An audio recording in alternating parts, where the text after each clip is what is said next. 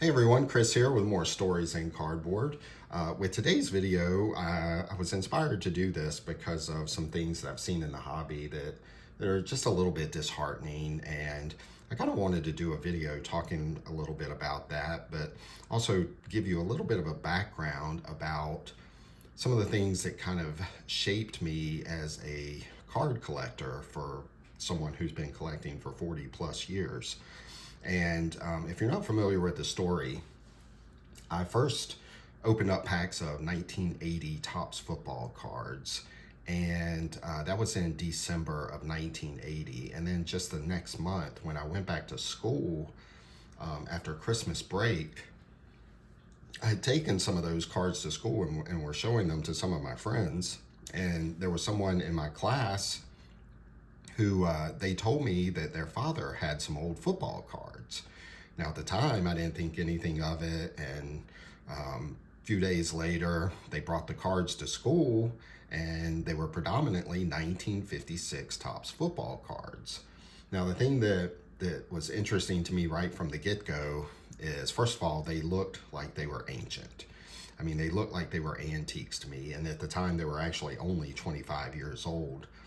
But they just looked like antiques. They looked super old. Everything about them was different. The design was different. The colors were different. The uniforms, the helmets, the footballs, everything was different. The players were different. Just everything was so much different than the cards that I had just recently opened up. So I just kind of found them fascinating, and my classmate ended up giving me these football cards. So the first thing I did when I took them home, and I looked through all of them, of course, and really almost none of the players really did I know, with the exception of one, and I'll show you that card here in a little bit. But this particular card especially, this 1956 Topps Elroy Hirsch card, is the one that really stood out to me the most. I thought the image on the front was just amazing, with that kind of old Rams helmet, the old Rams uniform, and just the pose that he's in here just to me screamed classic football for some reason. And the next thing I did what I was trying to do is I was trying to figure out what year these were from. And so what I would do is I would kind of read the backs, but also in reading the back, trying to figure out what year these cards might be from, I started learning about the players. And the more I learned, the more fascinated I became, and the more I wanted to learn about the history of football. So if you look on the back of this one, it says, after the 1954 season, Crazy Legs planned to retire. But once the new campaign started, he rejoined the Rams and helped them win the championship. Elroy's hard-to-stop running won him fame as a back in college, but he switched to end for the Rams and became tops in the league. So just reading the back of this, you instantly, well, first of all, you learn his nickname, but then you also learn that he was tops in the league. He was one of the best football players in the NFL during this time period. And so stuff like that just fascinated me. So I wanted to learn more. I kept reading the backs of these cards, and you have a card like this, Billy Houghton of the Green Bay Packers. When you flip this over, it says, Bill is following in the footsteps of the immortal Packer end, Don Hutson. Last season, the Green Bay Flash placed third in the NFL in passes caught. Bill skyrocketed stardom in his first season when he gained over 1,200 yards to set a new Packer record and led the league. So instantly you start realizing, well, this guy, Billy Houghton, was a pretty good football player. He led the league in passing, and was drawing comparisons to Don Hutson. And I'm not sure if I knew who Don Hutson was at the time, but I would later learn that he was one of the great early receivers in football. And I just found it fascinating that, this is not what I envisioned the Packers uniforms looking like. They had a completely different uniform back then. And then you had like Art Donovan, who I knew because of my uncle, who was a Baltimore Colts fan. And I'm not sure if he was doing commercials yet at the time, but I did recognize him. Um, there was this guy who I did not know of yet, Chuck Bednarik. I thought this was one of the coolest poses when I got those cards. Just he looks like he's coming right at you to tackle you. And you look on the back and you just read about all his accomplishments, and you started realizing that this was a really good football player here.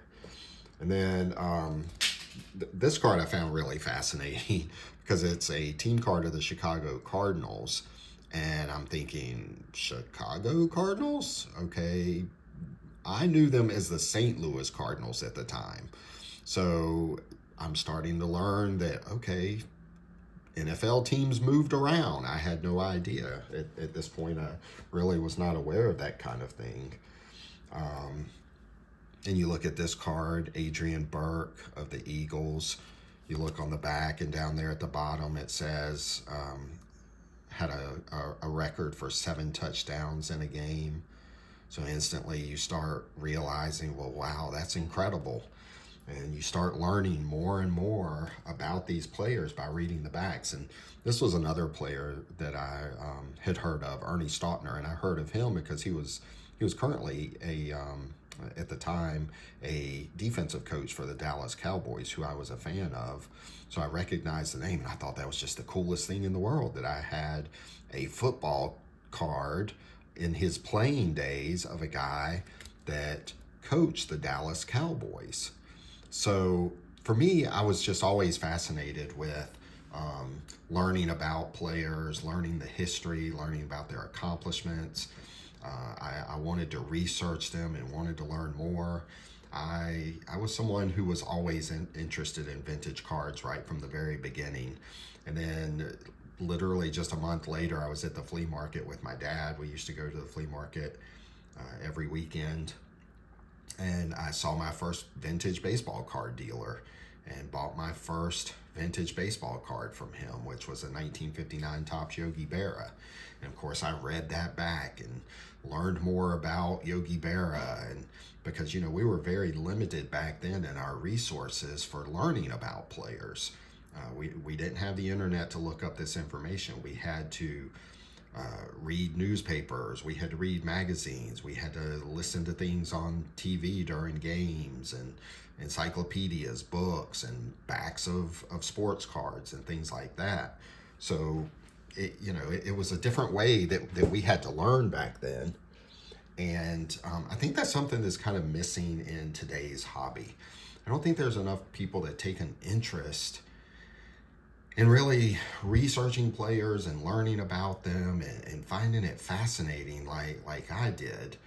And I think it's a shame because history is fun. And when you start researching these things, and I think it really kind of stokes that desire to learn more about history.